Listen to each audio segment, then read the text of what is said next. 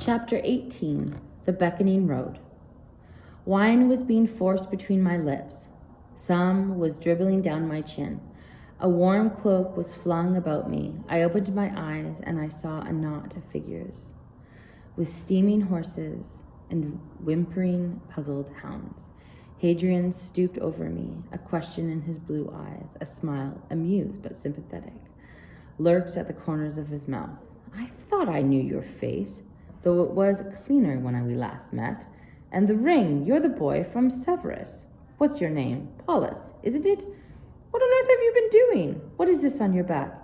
Evidence, my lord, I answered faintly. You asked for evidence. I tried to slip the wineskin off my shoulder. One of the huntsmen helped me off with it. I drew out the tablets and papers. Hadrian took them frowning. Then, as he puzzled out the poet's rough notes, he began to laugh.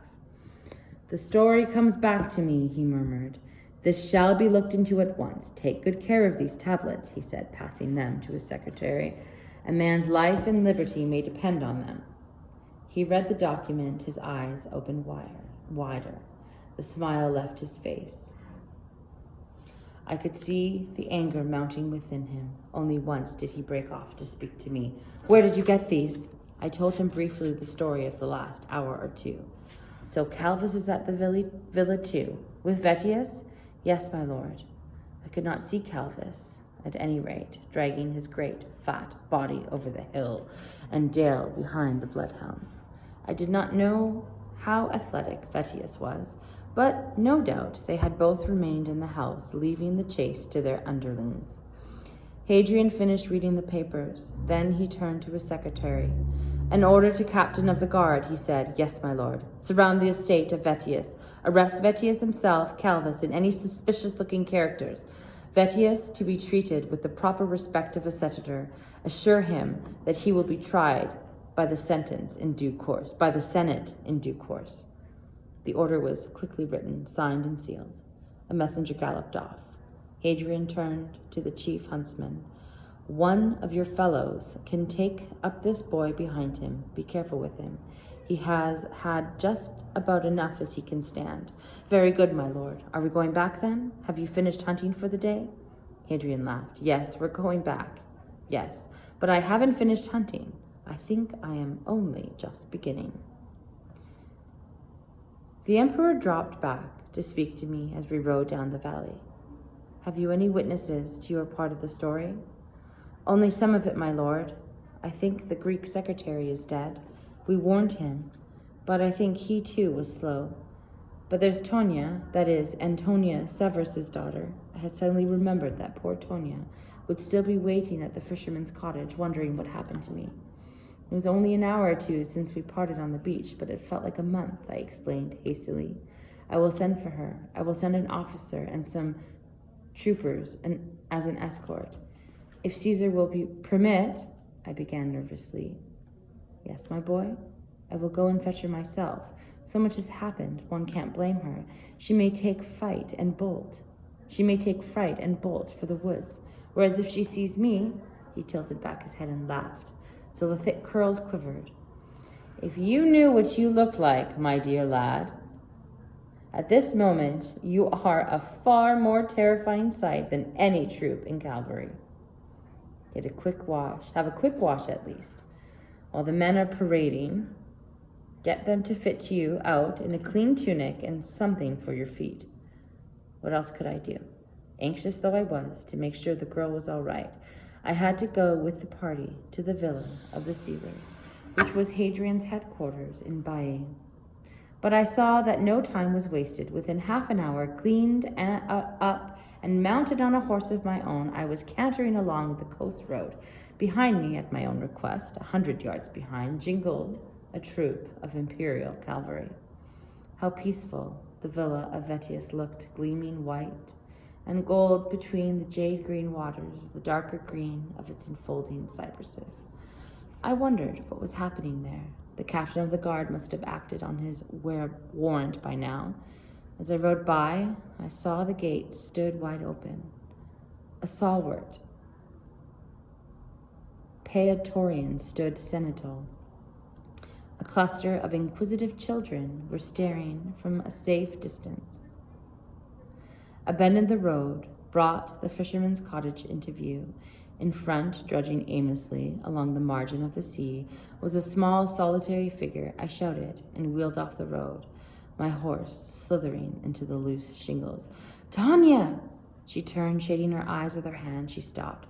"It's all right," I called. "All right about your father? I'm all right. Everything's all right."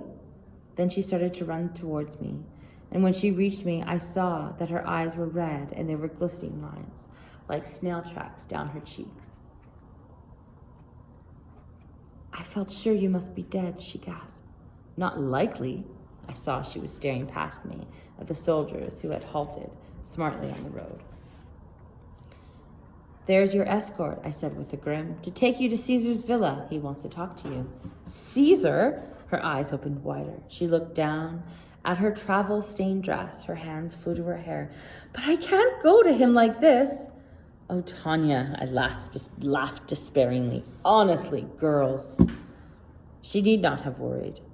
It was not until the afternoon that Hadrian sent for her. Tanya appeared radiant and fragrant from the Empress's apartment. The ladies-in-waiting had been making quite a fuss over her, giving her the run of wardrobes and dressing tables. The Empress Sabrina herself had spoken to her.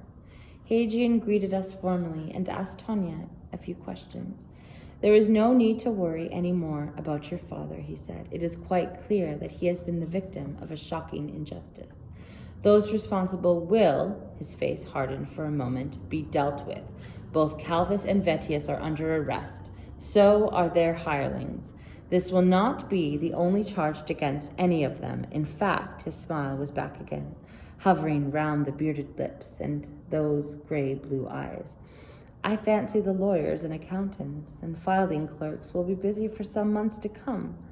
But there is no need for your father to delay his homecoming." He held out a document so that we could both see the imperial seal. "This is a letter of recall. It is going at once by courier." "Thank you, my lord."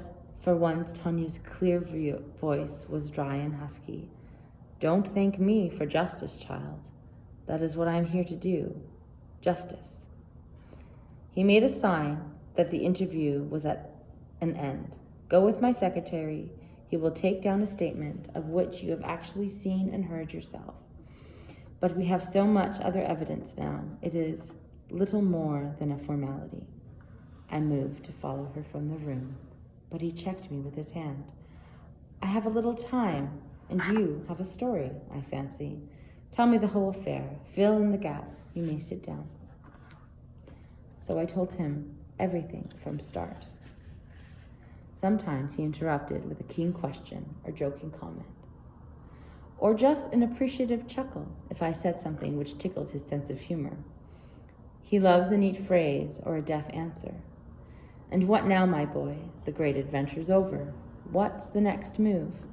"I must take Antonia back home to her mother first." "And thankful to be rid of her, eh?" "Oh, I don't know, my lord." "But you told Severus you had finished with girls." "That was because of Barbara, and then the frightful Julia. I was very young then," I said erringly. Hadrian's beard shook with laughter. "You're hardly an old man now. It will be a little while before you want to settle down." "Of course. I want to see some more of the world first. Something like that, my boy." I'm going to read that again. "Of course, I want to see some more of the world first." He gave me a keen look. "I hoped you would say that. I hoped you would say something like that, my boy. I too must see more of the world, much more, and I shall need young men to go with me, work with me." It was my turn to remain silent and listen. He began to talk, warming to a quiet eloquence of all the work in which awaited him as emperor. So much at home, true, the reform of the laws, the recognition of the army, the endowment of charities and schools and improvements of the government service, but also innumerable attacks in the provinces. He dreamt of seeing every province in his own eyes, every corner of the empire. He meant to visit Britain as soon as he could and decide himself how best the northern frontier could be held against the barbarians who had wiped out the legion. He must tour the Rhine and then the Danube, Spain, France, North Africa. He must go east again and revisit Greece and Syria. The names fell like music on my ears. Pannonia and Paphlagonia and Cappadocia, Numidia and Sogdiana and Eremorica. Listening to him, I saw in my mind's eye the childhood vision of the road again, the road of Rome marching up and down the hills of the world tirelessly from the dark fringe of the Arctic to the legendary realms of Asia. How modest my own journey now seemed, from Hardknott to Baiae, the emperor went on softly talking. It won't be all inspections and conferences and reports. We shall see wonders of the world as we go. We shall talk with the professors of Alexandria. We shall sail up the Nile, hear Menom's statue burst into music when the sun rises over the desert. We shall go to Athens and Argos and Mycenae. We shall consult with the Delphic oracle and stand by the grave and Achilles at Troy. We shall look down on the black sea of Trapezus, just as Exaphon did, and the 10,000. We will be new forests to ride through, new mountains to climb. He spoke with the zest of a boy. I forgot for a time, being that he was 40, old enough to be my father. Suddenly, he broke off and turned to me. It was as though a soaring eagle had swooped. What do you say, Paul? I could use a boy like you. Will you take the road with me? I did not hesitate. Yes, my lord, I will take the road with you. But first there was a shorter road to take, back to the farm in the Sabine Hills. A special messenger had gone ahead of us to say that Tanya was alive and well, and at Rome there was a letter awaiting us from her mother. Tanya's grandfather had recovered from his illness, and all the family worries seemed to be melting away at once. What a homecoming, cried Tanya as she flung herself into her mother's arms, and all the household slaves crowded forward with their words of welcome. But it's only half a rehearsal for father, she said happily. Think of it, he'll be here by autumn. I suddenly felt rather shy. I had so often wondered what the Lady Lydia would be like, and what she would think of me. I hung back, stooping to pat old Margarita as she jumped at me, wiggling her tail. This is Paul, Tanya drew me forward. Her mother was smiling, but she was looking at me very hard. She was rather taller than Tanya would be. Not a big woman, though, but a great lady. I knew that at first sight. She stood there very calm and straight. Her face was still young, but there was more gray than black in her hair. Thank you, she said. It was good to be back in the little villa. It was almost as though I had come home. I said as much to old Lalarge when she came twittering into my room with clean towels. Her wrinkled face broke into a smile. We're all glad to see you back safe, Master Paul, and I reckon there'll always be a home for you here, one way or another. What on earth do you mean? I mumbled. Her eyes were bright as a bird.